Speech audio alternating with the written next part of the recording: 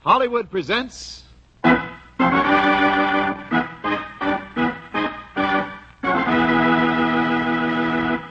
new National Guard Show.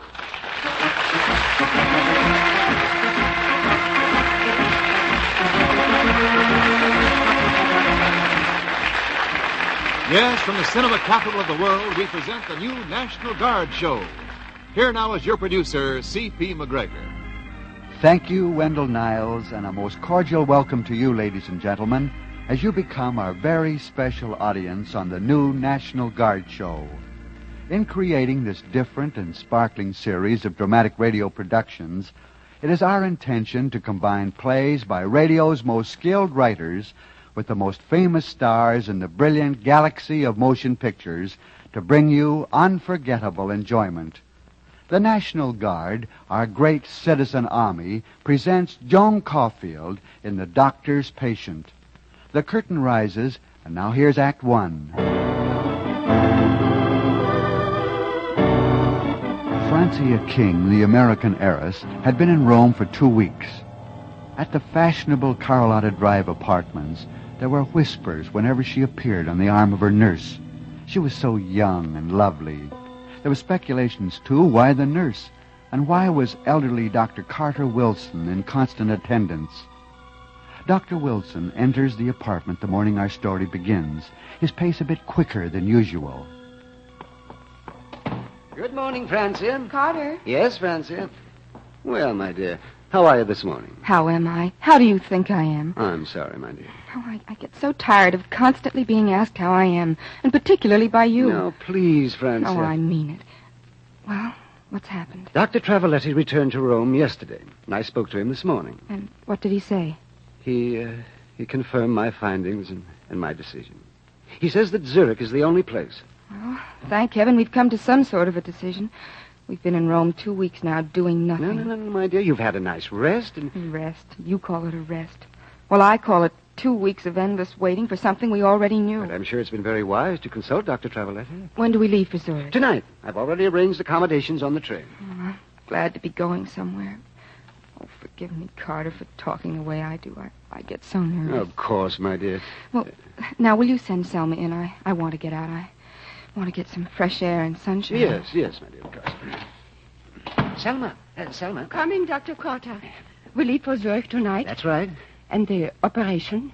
Yes. I had hoped to have her in a little better frame of mind, but... It's that young man she met down at the fountain. He hasn't been there for nearly a week now. Oh, well, I didn't know. Oh, yes.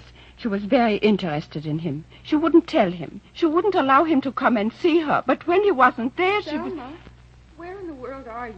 Now, she wants you. She wants to go for a walk. Do everything you can not to upset her. I will, Dr. Selma. Wilson. I'm coming.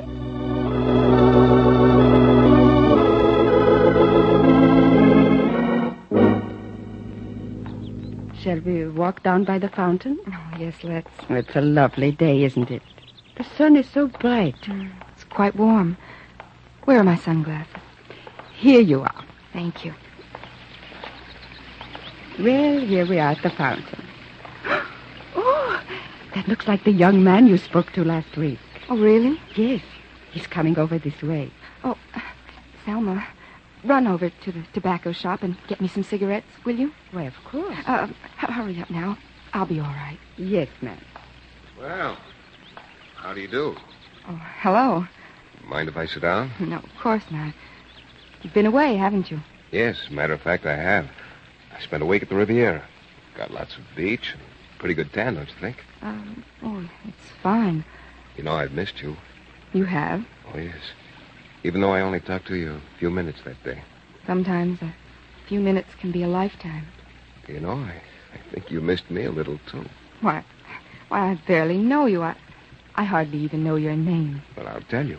I'm Dr. Christopher Brooks, born in England, educated in America. You're a doctor? That's right.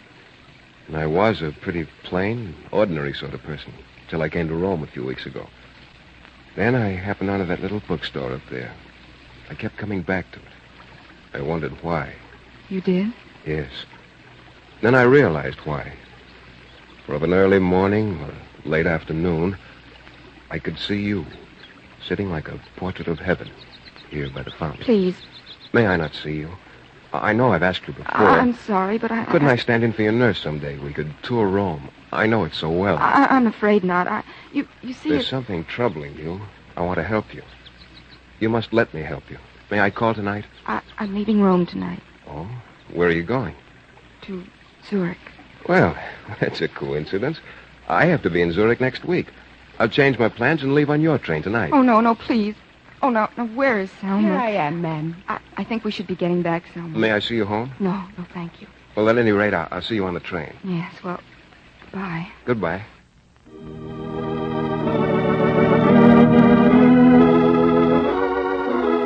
Is everything ready, Selma? Yes, I'm just waiting for Dr. Wilson.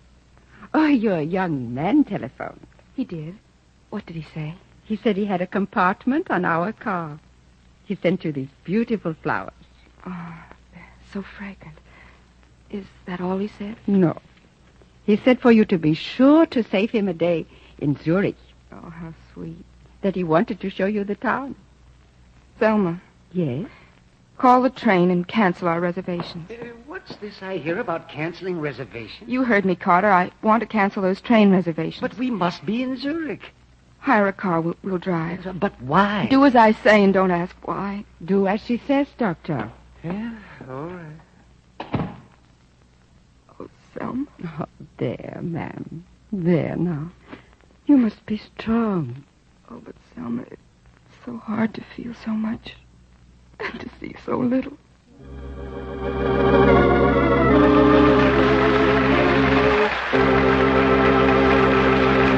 The curtain falls on Act 1 of A Doctor's Patient, starring Joan Caulfield.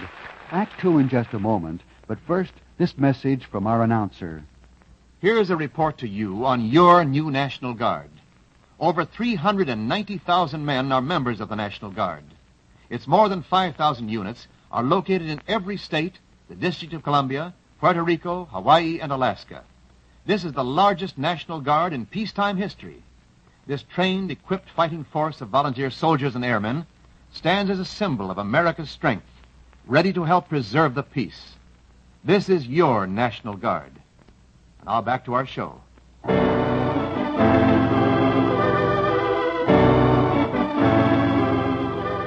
The curtain rises on Act 2 of A Doctor's Patient, starring Joan Caulfield. We're at Zurich, and preparations are being made for the operation which Dr. Carter Wilson believes will restore Francia's sight. At their hotel in Zurich, Dr. Wilson is giving Francia a pep talk. Well, my dear, we go to the hospital tomorrow.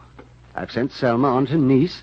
We'll move there as soon as you're comfortable. Oh, I'm glad it'll soon be over. You have nothing to worry about.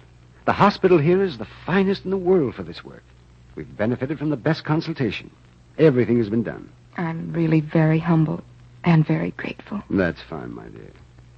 You know, so much still depends on you.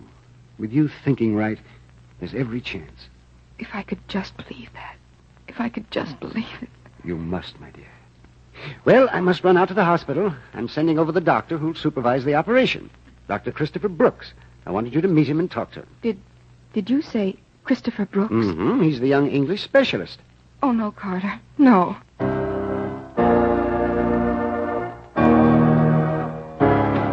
Hello, Francie. Dr. Brooks? Yes, Francie. You know, you've never yet called me Christopher. We're such old friends. I'm sorry. That's better. Why didn't you tell me what was wrong in Rome? Oh, I don't know. It was an illusion, I guess. And one that I didn't want destroyed. Of course. I guess it was very selfish of me. No, not at all. Perhaps it was even better that you didn't. Perhaps I wouldn't have accepted this tremendous personal responsibility if I'd known. You're being kind. No, I mean it. You'll never know how long I waited there in Rome, watching you at the fountain, asking myself if it could ever happen to you as it did to me. Please. No. I want you to know how much the success of this operation means to me. I think I know. And during the operation, I want you to put your entire trust in me. I believe I've done that, Christopher, since the first time I heard your voice. Oh, Francia, this has got to be right. And it will be.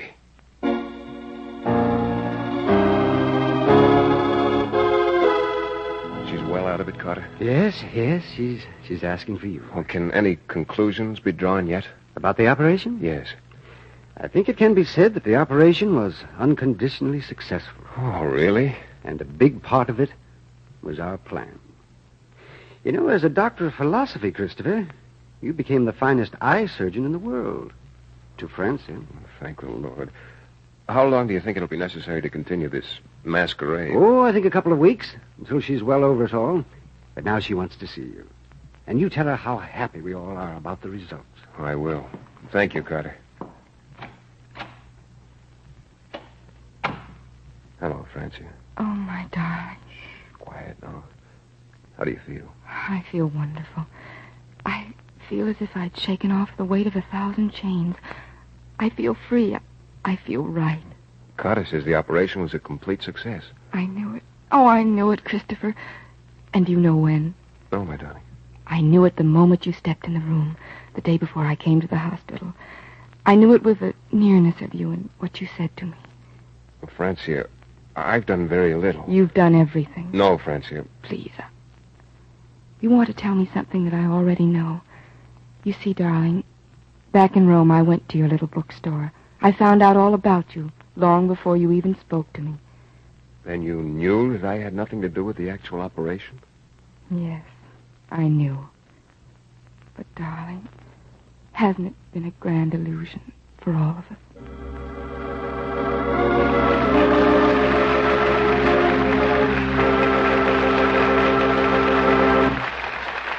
The curtain rings down, and you've heard A Doctor's Patient, starring Joan Caulfield, presented by your National Guard. Thank you, Joan, for a performance in the usual incomparable Caulfield tradition of stagecraft and finesse. Ladies and gentlemen, next week our citizen army, the National Guard, will present William Bendix. Be sure to join us then, won't you? Until then, thanks for listening. This is C.P. McGregor saying cheerio from Hollywood.